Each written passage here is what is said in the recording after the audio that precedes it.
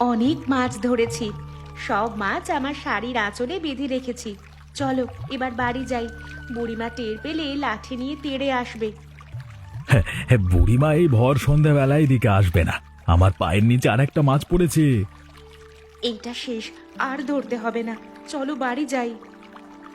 এত তাড়াহুড়ো করছো কেন? ঠিক করে তো স্নানও করতে পারলাম না।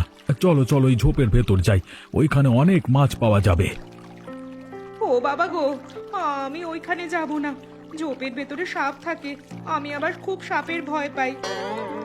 আরে বাবা, জলে যে সাপ থাকে সেই সাপে বিষ থাকে না। তারপরও আমি যাব না। আমি এখানে দাঁড়িয়ে আছি, পারলে তুমি যাও। ঠিক আছে, আমি যাচ্ছি, তুমি আবার চলে যেও না। যাচ্ছি না। এই তো চলে এলাম। এখানে তো অনেক মাছ, এই মাছগুলো রাখবো কোথায়? তোমার কাছে তো গামছা আছে, তুমি গামছার মধ্যে বেঁধে রাখো। তাই করি, তবে তুমি এখানে আসলে ভালো হতো। আমার আর ভালো লাগছে না। দেখো রাত হতে যাচ্ছে, বললাম বাড়ি চলো, তুমি তো আমার কথা শুনলে না। চারিদিকে কেমন অন্ধকার হয়ে গেছে। আর একটা মাছ ধরেই বাড়ি চলে যাব। আরে একেবারে তো অন্ধকার হয়ে গেল। ও বিশাখা, আমি তো কিছুই দেখতে পাচ্ছি না। দয়া করে এবার বাড়ি চলো। আমার পা ধরে কেউ মনে হচ্ছে টানছে।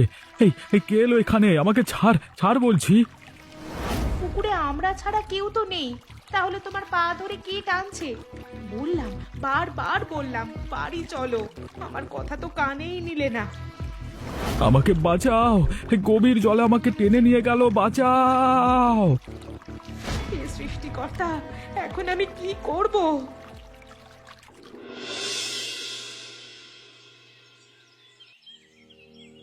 দিদিমা, গ্রামের সবাই বলছে রাতুল কাকার নাকি ভূতে জলের নিচে তলিয়ে নিয়ে গেছে। ভূত বলে কিচ্ছু নেই, আমার তো মনে হচ্ছে কেউ ওকে মেরে ফেলেছে। কে মারতে যাবে?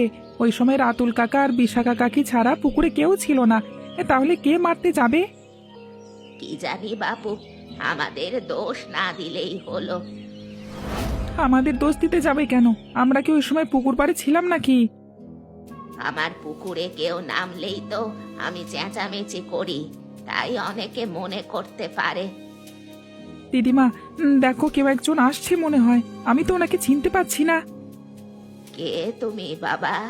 আমি তো তোমাকে ঠিক চিনতে পারলাম না। দুদিন আগে জলে ডুবে যিনি মারা গেছেন উনি আমার জামাইবাবু হয়। আমার ধারণা আপনি আর আপনার নাতি মিলে আমার জামাইবাবুকে জলে ডুবে মেরেছেন। আপনাদের আমি ছাড়বো না। তুমি কোথাকার কে বাপু?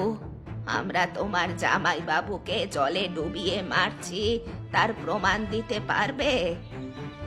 সত্যি বলছেন না তো? এই বয়সে পুলিশের পেটানি খেলে সব সত্যি কথা বের হয়ে যাবে। ভালোই ভালোই বলছি, সত্যি বলে দিন কিন্তু। ওই দেখুন, আপনি কিন্তু বাড়ির উপর এসে আমাদের এভাবে অপমান করছেন। আমার দিদিমার সাথে এভাবে কথা বলবেন না, বলে দিলাম। বাপ রে বাপ, দিদিমার জন্য খুব দরদ দেখছি। তোদের আমি জেলের ভাত খাইয়ে ছাড়বো বলে দিলাম সালা। দিদিমা, আমরা তো মহা ঝামেলায় পড়ে গেলাম। হ্যাঁ, তুই চিন্তা করিস না, আমাদের কিচ্ছু হবে না।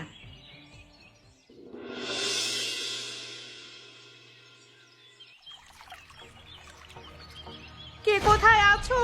দেখে যাও, কলসের মধ্যে সাপ। আমার হাতে ছোবল দিয়ে যাচ্ছিল, একটুর জন্য আমি বেঁচে গেছি। কি হয়েছে দিদি, তুমি এমন চিৎকার করছো কেন? আমাদের সাথে যে কি হচ্ছে কিছুই তো বুঝতে পারছি না। 1 বছর সংসার করতে না করতেই বিধবা হয়ে গেলাম। তোদের জামাইবাবু আমাকে ছেড়ে চলে গেছে। এখন তো মনে হচ্ছে আমারও দিন চলে এসেছে। ও দিদি, তুমি এত ভেঙে পড়ো না।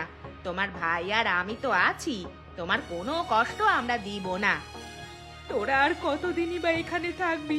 বাবা মা অসুস্থ, তাদেরও তো দেখাশোনা করা দরকার। আমার মনে হয় তোদের এবার বাড়ি যাওয়া উচিত। তুমি একা এই বাড়িতে কি করে থাকবে গো দিদি? সুমন বলছিল মাসখানেক থেকে তারপর যাবে। তোমার মানসিক অবস্থা একদম ঠিক নেই, তাছাড়া যে কোনো সময় বিপদে পড়তে পারো। দেখলে তো আজ সাপের কামড় খেতে খেতে বাঁচলে।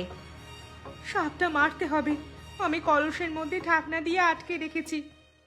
তোমার ভাই আসুক, ও এসে মারবে, আমরা মারতে পারবো না। তোরা আমাদের বাড়িতে আসার এক সপ্তাহের মধ্যে তোদের জামাইবাবু সবাইকে ছেড়ে চলে গেল। আমারই কপাল পোড়া। আমার কি মনে হয় জানো দিদি, তোমাদের ওই বুড়িমা আর ওনার নাতি মিলে রাতুল জামাইবাবুকে জলে ডুবিয়ে মেরেছে। না না, ওরা কিছু করেনি। আমরা যখন ওদের পুকুরে স্নান করছিলাম তখন আশেপাশে কেউ ছিল না। অন্ধকারে জলে নেমেছিল হয়তো।